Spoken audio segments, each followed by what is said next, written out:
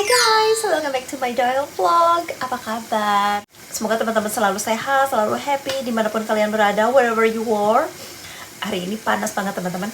Hari ini tuh panas banget. Di luar itu sekitar 16 derajat, tapi panas, luar biasa panasnya. Anyway, sekarang tuh jam 12 siang dan aku mau masak buat makan siang kita.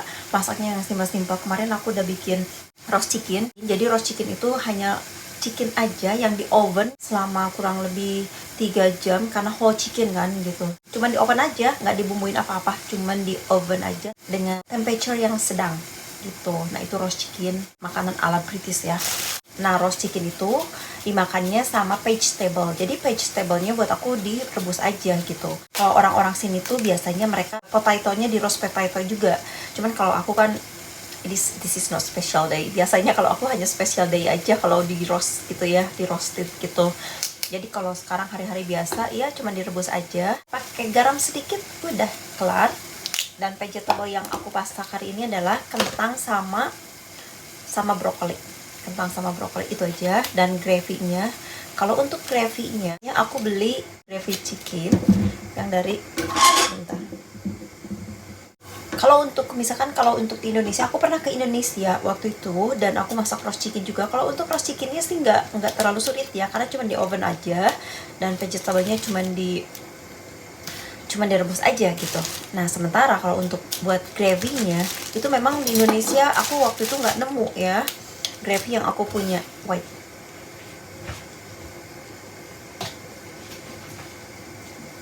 Nah teman-teman, gravy Bisto dari produk Bisto gravy chicken. Nah ini buat gravy-nya cukup cuman airnya dididihkan berapa sendoknya atau takarannya tergantung kita, kalian mau agak kental atau tidak gitu. Jadi ini kan nanti akan mengkental gitu ya. Jadi ini kayak serbuk gitu, serbuk. Aku udah bikin sih guys, udah bikin di situ. Jadi nggak perlu bikin lagi karena kemarin sore kita makannya roast chicken juga. Hari ini siang ini roast chicken juga karena kebetulan ada chicken sisa. Jadi ya sudah, ayam sisa. That's it. Gravy-nya mau ditambahin jamur boleh gitu. Lebih enak sih tambahin jamur. Hari ini anak-anak sekolah, jadi yang makan siang cuman aku sama Daddy Lawson aja sama suami. So kalian masak apa siang ini? Pisau lagi. So kalian masak apa? Kalau di Birmingham kan ini siang ya, maka waktunya makan siang. Nah kalau di Indonesia makan malam ya, karena kita beda 6 jam. Nah please dong kalian di kolom komentar, kalian makan malamnya makan sama apa? Siapa tahu mungkin menu-menu kalian, masakan kalian nanti aku akan aplikasikan dan aku akan bikin gitu buat di sini. Nah, lama sih nggak masak Indonesian food gitu ya. Biasanya yang simple-simple aja.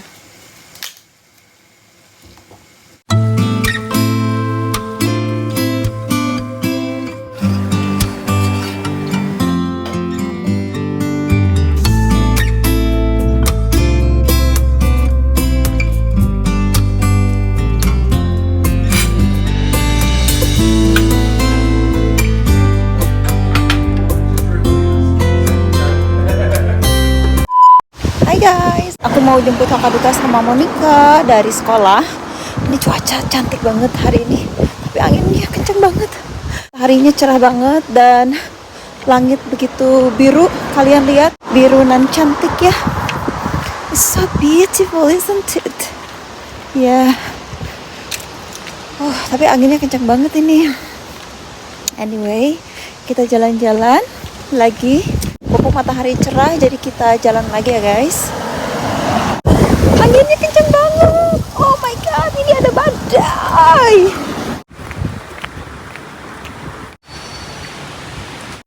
Anginnya kenceng banget guys. Aku tuh nggak percaya, I don't trust British weather. Jadi walaupun panas kayak gini, aku tetap pakai jaket tuh guys. Aku pakai jaket walaupun ke bawahannya aku pakai sandal jepit ke bawahannya, tapi tetap aku pakai jaket ya. Karena ya ini anginnya aja sih beriwik. Ini sebetulnya 16 derajat ya, mataharinya cerah banget dan hampir nyaris nggak ada awan sama sekali, jadi langit tuh biru. Sejauh mata memandang langit itu biru dan lumayan sih enak gitu, cuman anginnya itu bikin dingin. Anginnya itu kerasa banget dingin, aku masih nggak suka gitu. Alright, sambil nemenin dia jalan ya guys ya, sambil nemenin aku jalan yuk ngobrol-ngobrol seputaran pernikahan campuran nih guys, drama pernikahan campuran yang mana kemarin aku udah lama ya segmen ini aku nggak bikin, tapi nantilah ada waktunya aku pasti bikin. Anyway, sekilas aja ya, aku mau cerita-cerita sedikit. Jadi pas kemarin aku nggak sengaja pas buka YouTube itu ada di beranda gitu mengenai Bunda Rohimah yang dijemput sama tim Rumpi ya kalau nggak salah. Bentar aku nyebrang dulu. Bentar guys, anginnya kencang banget. Udah nyebrang jadi tinggal jalan. Ini aku nggak nyebrang lagi, tinggal lurus aja langsung ke sekolah gitu guys. Oke, kita ngobrol-ngobrol lanjutin ya. Oke, jadi aku nonton acara Rumpi di YouTube dan kemudian menarik sekali karena itu ngebahas tentang waktu itu tim Rumpi ngejemput Bunda Rohimah ya, yang mantannya Mas Kiwil yang menikah dengan warga negara Turki dan kepulangannya pun dari Turki dijemput gitu. Nah, ada apa? Nah, aku nonton lagi videonya, nonton lagi wawancaranya, jadi biar nggak salah-salah ya kalau aku mau ngambil pelajaran atau ngambil case-nya gitu, apa nih gitu. Ini buat aku menarik banget karena aku suka banget share tentang drama-drama pernikahan campuran ya. Guys, sorry banget ya, tadi ada temen Monica, orang tuanya, dan sekarang aku udah di sekolah, udah di depan sekolah. Tadi ngobrol sampai sini dan nanti kita ngobrol-ngobrol lagi ya. Cheese puffs.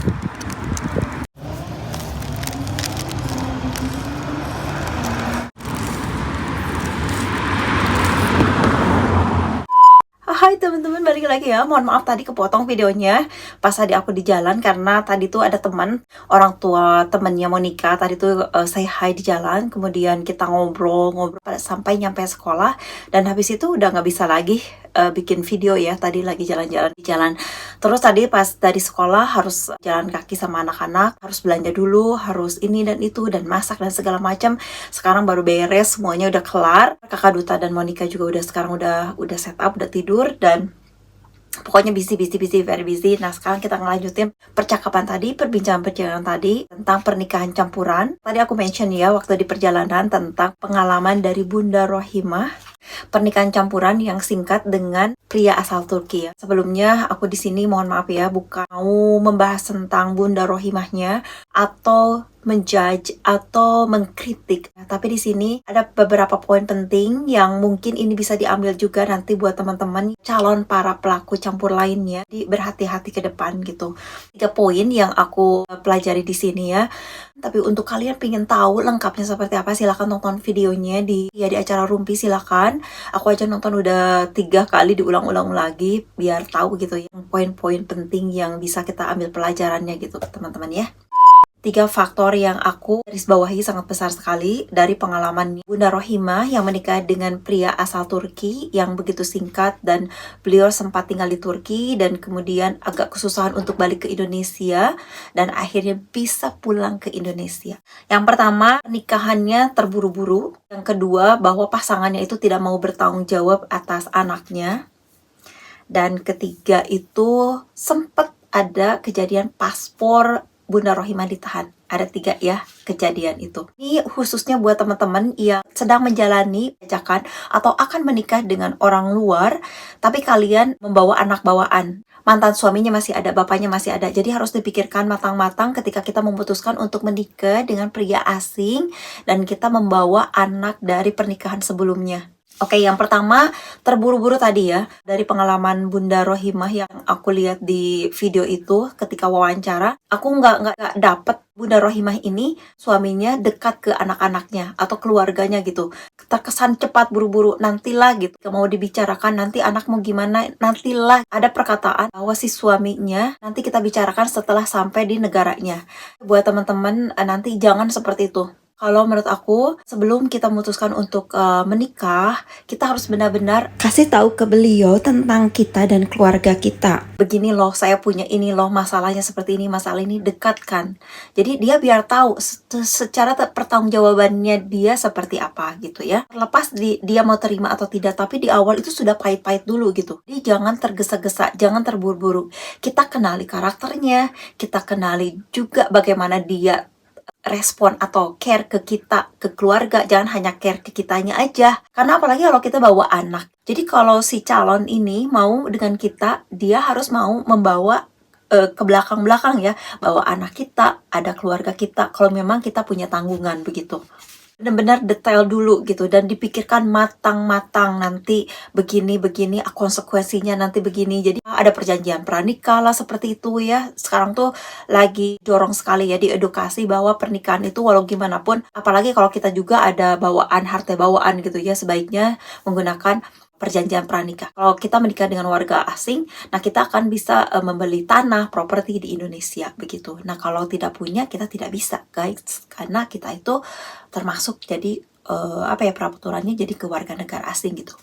Bunda Rohimah ini pergi ke Turki, meninggalkan anak-anak di rumah, tidak meninggalkan keuangan yang cukup gitu untuk anak-anaknya di Indonesia selama Bunda Rohimahnya sendiri tinggal di luar negeri. Nah itu, Bunda Rohimah ini kan dia mention bahwa suaminya baik, perhatian ke dia, tapi ketika mendengar bahwa kabar anaknya tidak ada kesulitan tentang keuangan di Indonesia, kemudian dia meminta secara harus kepada suaminya, ternyata suaminya tidak mau membantu, tidak menolong dengan alasan karena ada bapaknya gitu. Bapaknya kemana? Nah, itu efek sangat besar ke hubungan itu sendiri. Nah, aku juga ngedengar bahwa Bunda Rohimah mention bahwa ekspektasinya adalah dengan punya suami, dia akan membantu perekonomian atau membantu anak-anaknya sekolah begitu ya. Nah, ini poin penting sekali buat budak di rumah yang punya anak bawaan dari pernikahan sebelumnya. Orang asing itu harus dibicarakan secara matang. Generalnya orang asing itu mereka tidak perlu bertanggung jawab atas anak dari bawaan kita. Itu bukan tanggung jawabnya dia sebetulnya. Karena ada bapaknya gitu. Bapaknya kemana? Gitu. Lain kalau misalkan tinggalnya meninggal, misalkan ya cerainya karena cerai mati gitu. Itu beda lagi. Karena dia juga udah tahu dong gitu ya. Oh dia udah gak ada orang tuanya gitu. Udah ada bapaknya, ada tanggungan. Baiknya di awal itu sebelum memutuskan untuk menikah udah harus dibicarakan dulu. Karena masalah keuangan, masalah tanggung jawab ini sangat krusial banget ketika hubungan itu yang namanya sambung-sambungan itu udah ngomongin harta, uang itu udah problema yang sangat-sangat penting sekali ya. Aku aja pribadi yang menikah istilahnya tidak ada tanggungan apa-apa gitu. Kalau ngebahas tentang keuangan pasti ada cekcoknya, ada ributnya gitu. Apalagi ini sangat sensitif banget ya. Kita punya tanggungan yang sebetulnya bukan tanggungan dia. Cuman kalau dari awal sudah dibicarakan bahwa kita menikah, saya punya tanggungan ini loh. Kalau kamu mau sama saya, kamu harus berani siap tanggung ini, tanggung ini, tanggung ini. Harusnya di awal pahit-pahitan seperti itu. Apakah kamu siap atau tidak gitu. Nah kalau misalkan kita nantilah bicarakan nanti aja setelah menikah, jangan mau. Karena ya who knows, kita betul-betul harus bisa ngomong pahit dari awal, harus seperti ini, kamu harus seperti ini, kalau tidak, enggak. Nah, sebaiknya, kalau kita menikah dengan orang luar, jangan sekali-kali kita bergantung ekonomi apapun. Menikah itu jangan berpikir untuk menyelesaikan masalah. Karena pernikahan itu sesungguhnya memulai masalah dan menyelesaikan bareng-bareng gitu. Nggak bisa kita berekspektasi bahwa kita menikah, semua akan berjalan lancar. Semua akan mungkin ada. Jadi sebagian dari jutaan pasangan mungkin ada yang beruntung ketika kita berekspektasi bahwa pasangan kita akan membantu kita, membantu keluarga kita. Mbak Rohimah ini sempat mention juga ke suaminya karena suaminya tidak membantu menolong keluarganya, menolong anak-anaknya, memberikan bantuan keuangan untuk dia pernah minta izin untuk bekerja gitu, tapi tidak dikasih. Nah itu dia ya. Ini juga satu awal pembicaraan, ini harus dibicarakan dari awal. Nanti kalau sudah nikah, aku mau begini boleh nggak? Jadi di awal itu kita tuh harus berpikir panjang lebar gitu. Apalagi kita mau dibawa ke negaranya. Karena di negaranya kan kita kalau terjadi sama kita, siapa yang menolong kita gitu ya? Kecuali diri kita sendiri. Justru dia adalah orang yang akan menjadi masalah buat kita. Nah kita harus bagaimana? Jadi di awal itu harus bisa menyampaikan begini loh, mau atau tidak gitu. Jadi setelah tinggal di luar negeri, kemudian Bunda Rohimah sempat mention bahwa suaminya sempat menyembunyikan paspornya karena dia mau pulang, izin mau pulang menjenguk anak-anaknya. Dan dia sempat juga kalau nggak salah disembunyikan HP-nya. Kita di luar negeri, baik itu kita bahagia, baik itu kita mau gimana, kita harus tetap berkoneksi, kita harus tahu kemana kita harus emergency call. misalkan polisi lah atau kedutaan lah. Kalau kita mendapatkan situasi yang tidak enak, jangan panik dulu, jangan gerabak gerubuk, tapi hubungilah orang-orang yang sangat penting. Nah, itu harus kita bisa kendalikan. Jadi, kedutaan Indonesia buat warga negara di Indonesia penting untuk melapor diri. Nanti kalau kalian keluar negeri, kalian menikah dengan orang luar, kemudian memutuskan untuk tinggal di luar negeri, jangan lupa untuk lapor diri ke kedutaan. Kontaknya, emailnya, atau orang-orang yang penting itu tolong di-keep gitu ya. Dan juga teman-teman yang ada di lingkungan situ, sesama Indonesia, tolong dikontak juga ya.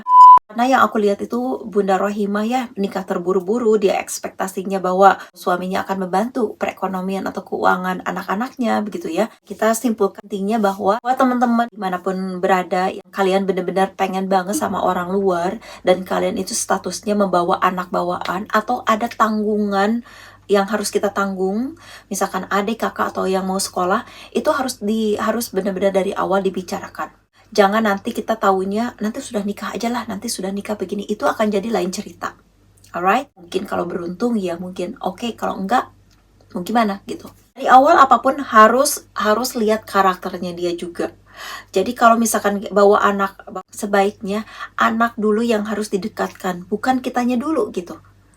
Kita bisa tahu kalau calon ini udah menyayangi anak kita, sudah mau mendekati dengan anak kita, sudah menyayangi anak kita, otomatis dia akan menyayangi kita. Kalau beliau hanya cinta dengan kita aja, belum tentu dia akan menerima atau menyayangi anak-anak kita, anak bawaan kita, keluarga kita, secintanya dia ke kita gitu.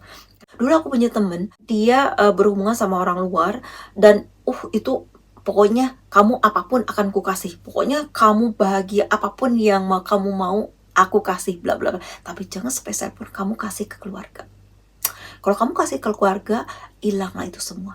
Nah, seperti itu teman-teman. Jadi buat apa kita bahagia sendiri tapi keluarga kita tidak dipedulikan? Nah, itu. Karena pernikahan itu pada dasarnya adalah nggak hanya pernikahan kita kan, keluarga begitu. Ini pelajaran buat kita semua. Semoga tidak ada seperti pengalaman yang dialami Bunda Rohimah dimanapun berada. Tolong hati-hati. Semoga menjadi pelajaran yang sangat-sangat berharga buat kita semua. Kita berdoa untuk Bunda Rohimah dan anak-anak juga keluarganya diberikan kesehatan.